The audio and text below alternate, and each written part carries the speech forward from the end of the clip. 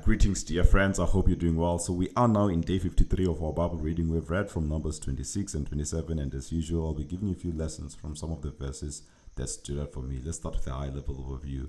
Numbers 26, we clearly see that a new generation has been established because we see now the census of the new generation. Remember, we said that the book of Numbers was supposed to be quite simple.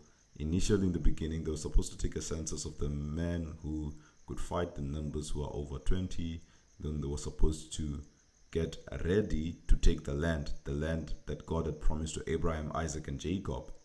But because of lack of faith, now they needed to die out in the wilderness, and we saw them dying out throughout various plagues. Some of them are plagues coming directly from God, meaning God was also responsible for the judgment that took place that saw the men of Israel die out in the wilderness, meaning it was not just all natural death, and really it has to have us have a fear of God, because he is God, not just one who cared for these people throughout the years in the wilderness, but also he was responsible for their own deaths. And that is God. God is a God of justice, and yet is a God of love. And we need to always have that perspective about God, that is not just a one-sided God. He's a God who comes with justice, but he's a God who comes with love as well. So he loved Israel, he kept them, he kept the children, he has carried them since Egypt all the way through the wilderness, and he has kept his promises to Abraham, Isaac, and Jacob, and now they're about to enter the promised land, but yet he punished them.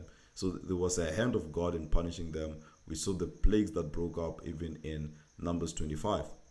So then, Numbers 26, we can clearly see that a new generation is being established. So a census is taken for the new generation. The Israelites are numbered by family, and the results and observation from the census are taken down, right? So we see once again that there's laws concerning the inheritance among the tribes, that this is how they are to inherit the land. And by the way, the Levites are not to inherit the land. So that's something which is a common thread. So now in Numbers 27, we see the daughters of Zelophehad request an inheritance. It's a very interesting perspective, because the land was generally to be inherited by men, but the daughters of Zelophehad, they say that no, but our father did not have a son. What about his inheritance?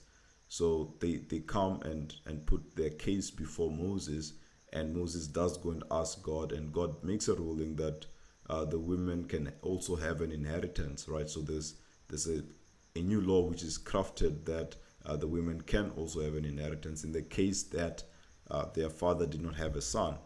And for me, there's a very beautiful observation that the Bible was not just about patriarchy, as most people would think it was, that God was still a God who cared for the widows. We saw how God says that he himself will stand against the people who come against the widows and the orphans.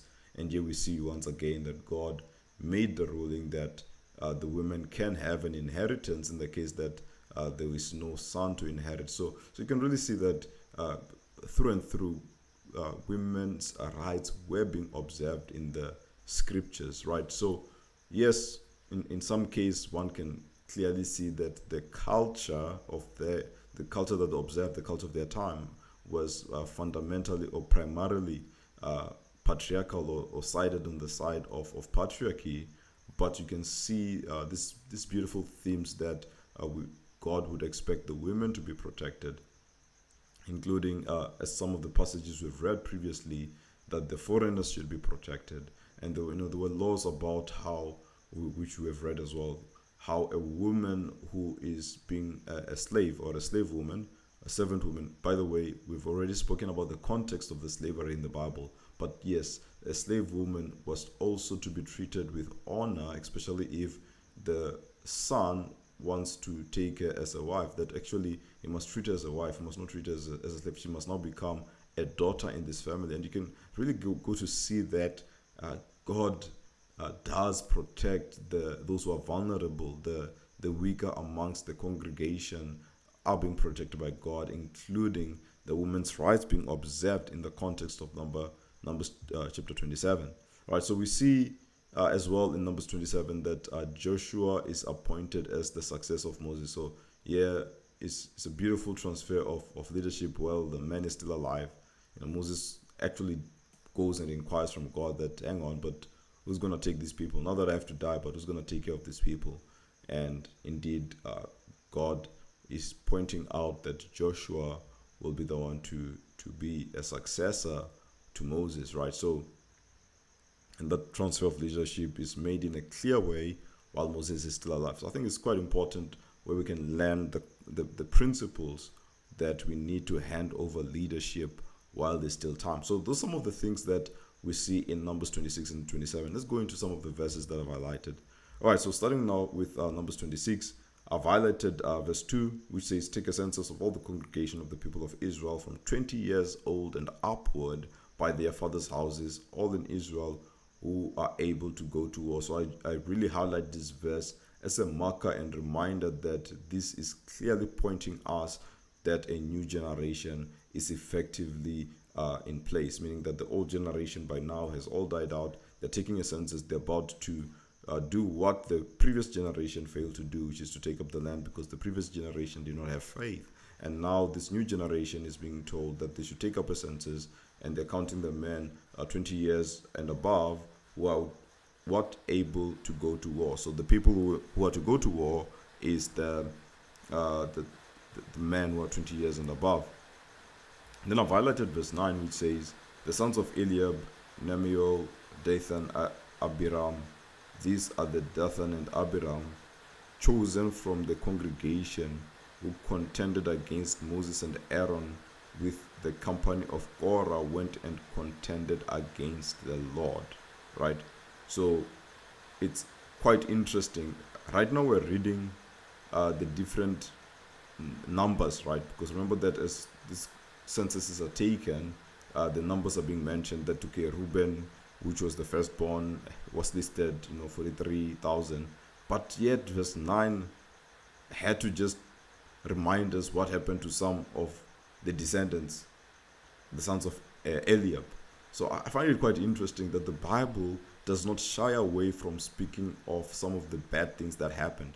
So it's not this story which is being written only to portray the good things, as if, let's just write all the good things that we did, right? Later on, we're going to read so many bad stories of how these people were called, men of God, and they're being used by God in a powerful way, but yet they still have some shady stories. I mean, one in particular example is King David, and throughout even in the New Testament, when Matthew writes his genealogy of Jesus, when he comes to David and he wants to mention, he says Uriah's wife. He doesn't even mention her by name. He says Uriah's wife, and as a way to remind us of the shady business that took place, of the sins that took place. So as I read verse 9, I was just reminded of the fact that the Bible actually doesn't shy away from speaking some of the bad things that took place previously. And here we're being reminded of some of these people who were swallowed up by the earth when they rose up against Moses and Aaron with the Korah, right? So Korah went up to contend with Moses and Aaron, and the judgment there was that the earth had to open up and swallow them in, right? So what's quite interesting to observe in all of these things is that the Bible, the writers, Moses, and many Bible writers, the people who are writing all of these different books, they do not shy away from mentioning some of the negative things that took place, even though it almost paints a story which looks negative for them. It looks like as Israelites, we are not perfect. And that's the bottom line. The more you read about these stories, the more you realize that the Israelites were not perfect. In verse 9, it would have just continued nicely saying, okay, Reuben, these are the numbers for Reuben. Okay, let's get to the next numbers. These are the numbers for Simeon, 22,200. These are the numbers of this one. These are the numbers of this one. It could have continued doing that, but it just had to insert this comment. And for me, when I observed this comment, I was just laughing to myself that, wow, the Bible does not shy away from mentioning some of the wrong things that the very Israelites were doing, meaning that they were not trying to portray themselves as these perfect people. They would acknowledge their faults and come out straight with them. All right, so that is verse 9. So the next verse I've highlighted is again in yellow with a similar concept of what I've been describing. In verse 19, it speaks of the sons of Judah were Er and Onan, and Er and Onan died in the land of Canaan. And if you remember, the whole story says that they were evil before the sight of God, right? So, and we know that Joshua ended up having these twins, Perez being one of them, but these twins, he had them through his own daughter-in-law, So again, we are seeing the fact that the negative stories are not being hidden out. The writers, they include the negative stories. They're not trying to hide. So this is supposed to be a normal list. It's supposed to be a genealogy. It's supposed to be not genealogy, a census. It's supposed to be a census where they're counting the different people, where they're counting the different tribes, and as they're counting, then they just insert these comments of these negative things that took place. They're not trying to paint themselves perfect. They're honest. And I just love that observation about how the Bible is structured. Then you can pause and just say, why do people think that someone would sit and fake writing a Bible? I always ask myself that question. The more you read the Bible, the more you realize that this book cannot be faked by anyone. I mean, why would he go to the extent of making it longer by including the bad stories about himself? Because these stories reflect negative on the side of Israelites. Because the whole point here is that they're saying that we are God's chosen people, but we have so many bad things that we did. And that's what it appears. But at the end of the day, what interesting thing ends up happening is that they're showing that God's grace was sufficient, but they do not hide away the fact that God still punished, right? I mean, how did Onan and Er die? They died because God punished them, right? God killed them. So just in as much as these negative stories are included, they don't include the negative stories and begin to say that, okay, we are God's people, we have negative stories, but we still survive. No. In all of these negative stories, we see God's hand of punishment. We see God brings judgment because God will not stand evil or sin, and the wages of sin is death. So they're not excluded from God's punishment. God's own people, not excluded from God's punishment. In fact, God punishes those whom he loves.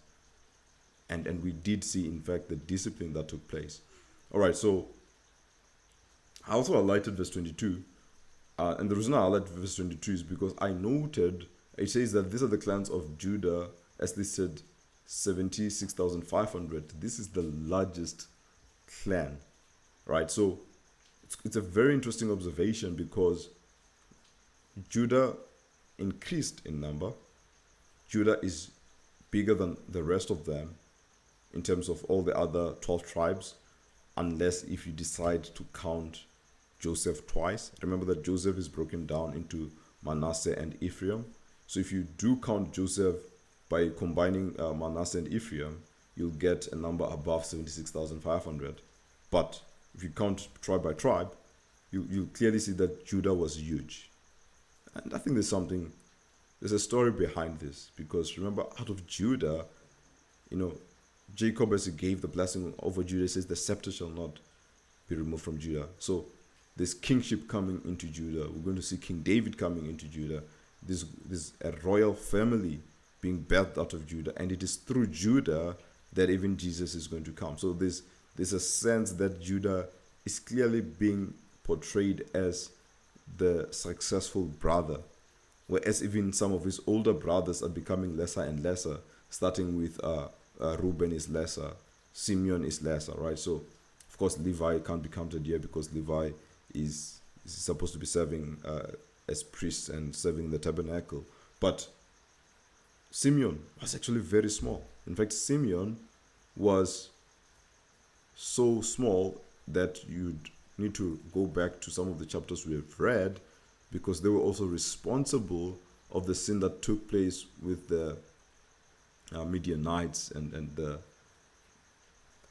whole issue of them coming into the women from Midian, right? So and there was a plague that went out, and they were all dying out. So that could have been one of the reasons why Simeon had few numbers, right? So we can clearly see that God's judgment can be revealed in some of these numbers, and God's promises as well, in terms of we see Judah becoming a large tribe. So because for them, the bigger the tribe numbers, the more blessed the tribe appeared to be, right? So that's one of the things to just have in mind as part of their context as well. So, okay, let's move. So when we now move to verse 33, this is where we see the story about Zelophehad, the son of Hepher, had no sons, but the daughters, and the names of the daughters of Zelophehad were Mala, Noah, Hogla, Milcah, and Tirzah, right? So I highlight this verse as an introduction to what's going to take place in Numbers chapter 27, to say that here it's a commentary being inserted that this man had no sons, right? And him having no sons, later on we see in chapter 27 how the daughters of Zelophehad begin to make a request before Moses about the inheritance, seeing that their father had no sons, right? So this is just a note to say that it's inserted. It's a way to prepare us for what is going to come next. All right, so we see now that the number in verse 51, it says that, and this was the list of the people of Israel, 600,000. Okay, so what's this number? 601,730, right? So what's interesting to observe about this number is that they had reduced in number. They had reduced in number. The beginning, when numbers was counted, they were above 601,730, but now they've reduced. And this tells a story. Remember, as I said earlier, the bigger the numbers, the more blessed are they, at least in their cultural context, because them having big numbers indicated that we are blessed, right? But now the numbers had reduced, and that tells a story of how they've sinned before God, of how it appears that yes, God did preserve them, but they're not growing. They're not growing. In fact, they're shrinking, which is not a good story to tell. But it is all out of their own disobedience in terms of what they did here in the book of Numbers, as we've read. Verse 54 I've highlighted, it says, which is quite interesting, and I've highlighted it based on what we said about the tribe of Judah, because they're being told how they are to divide the land. In fact, let's read it from verse 52. It says, the Lord spoke to Moses saying, among these the land shall be divided. So among the 601,730, the land shall be divided for inheritance according to the number of names. And then verse 54, which I highlighted, says, to a large tribe you shall give a large inheritance, and to a small tribe you shall give a small inheritance. Every tribe shall be given its inheritance in proportion to its list. So this is significant, because once the distributions are done in terms of giving the land and dividing the land that they're to inherit, it won't matter how big that tribe is growing or whether they're growing in large numbers or not. It is based on the numbers of these census that the land is to be divided, right? So if 400 years down the line or 300 years down the line, one tribe is larger than the other tribe, it won't matter. The land is already divided. And that's quite significant, right? Because it shows that their current sizes determined the land which will be given to them, but in perpetuity. And remember, even if they become poor, they become in trouble, and they sell their land, they're still to get their land back through the year of Jubilee, or if they redeem their land as part of just buying it back, meaning that the land is always to be returned back to its rightful owners. And I highlight this as well to remind us, as I've mentioned earlier, that Judah had the largest number.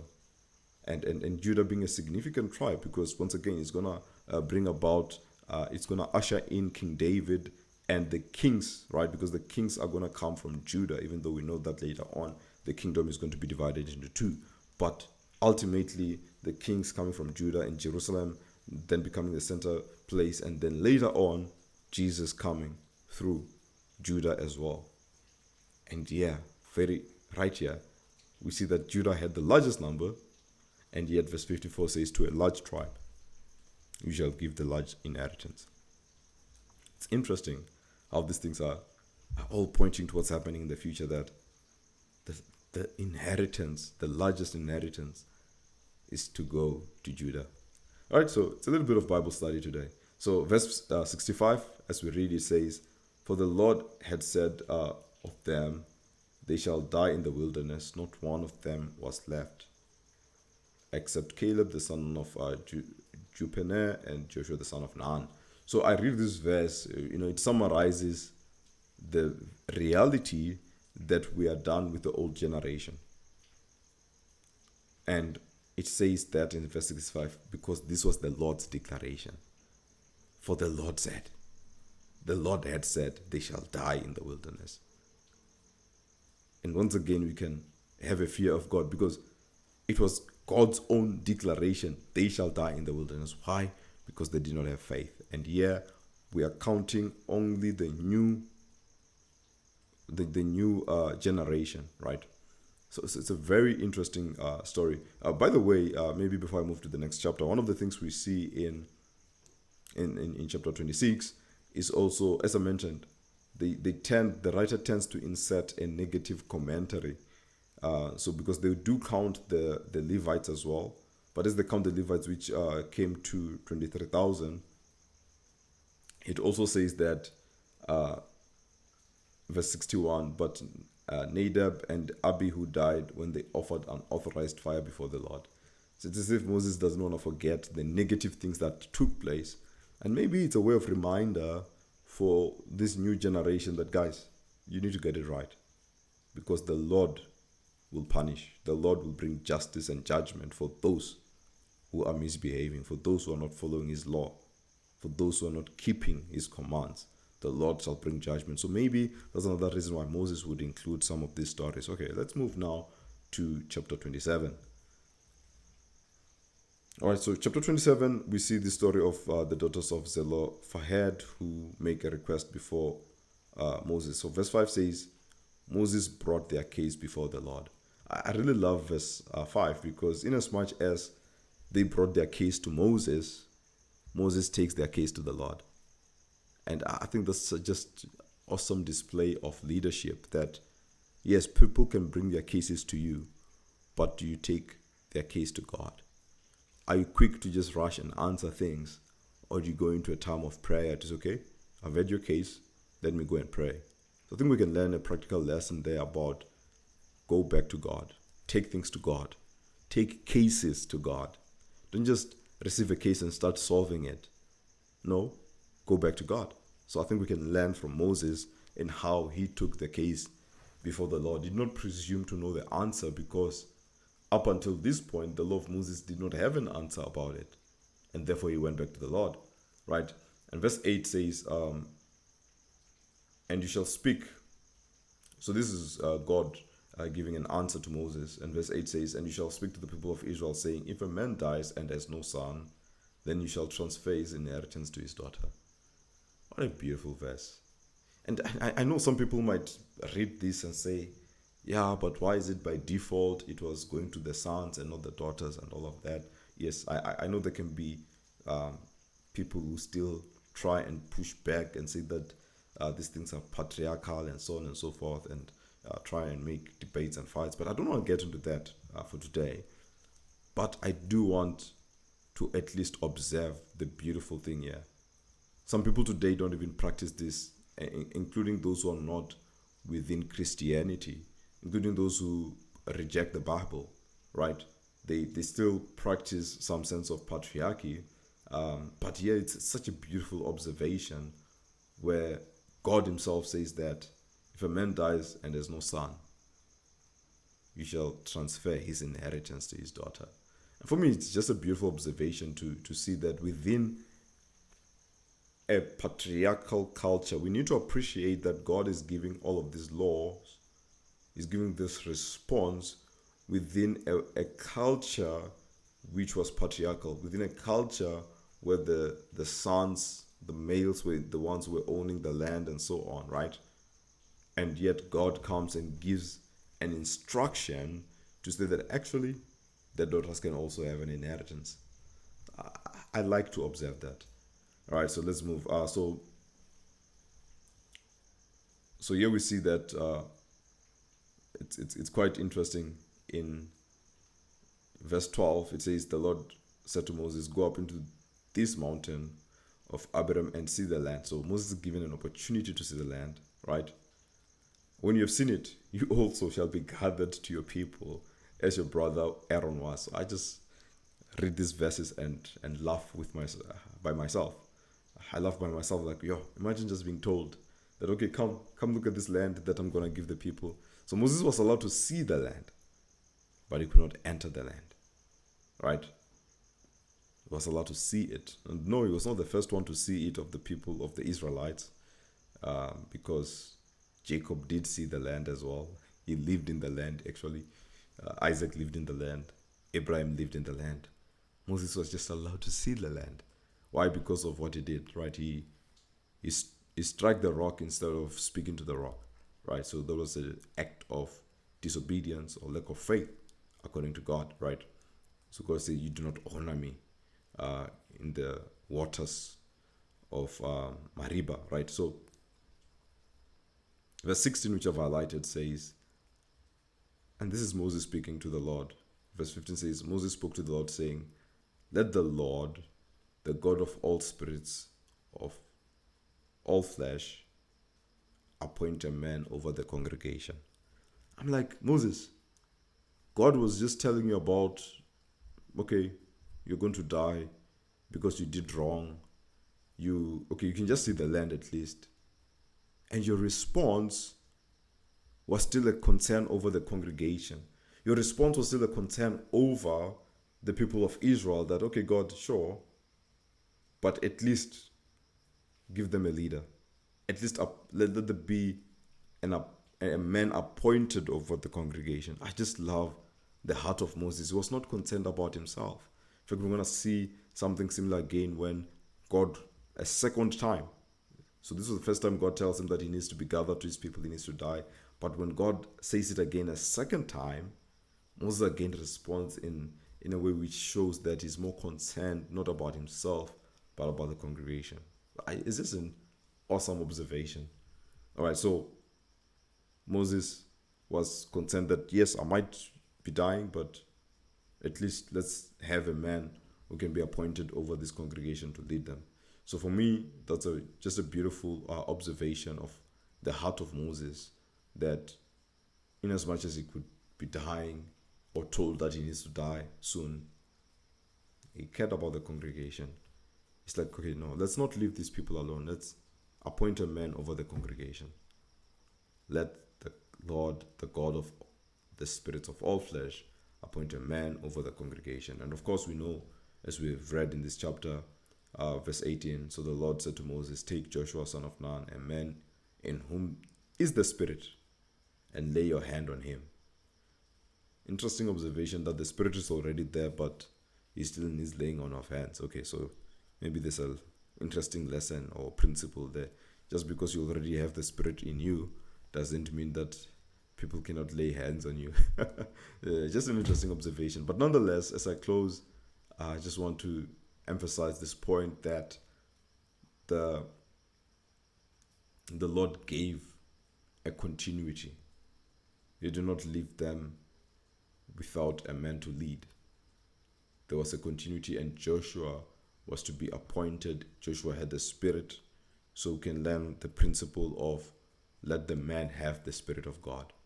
It reminds me of the ordination of deacons, when in the book of Acts it says that, but let's identify the man whom is the Spirit of God, right? So we need the Holy Spirit to be able to lead, to be able to do the work. You need to have the Holy Spirit. All right, so I hope that we have understood a few things in Numbers 26 and 27, and really a beautiful observation of God making a way for his people. And with that, may God bless you as we continue with our Bible reading. Amen.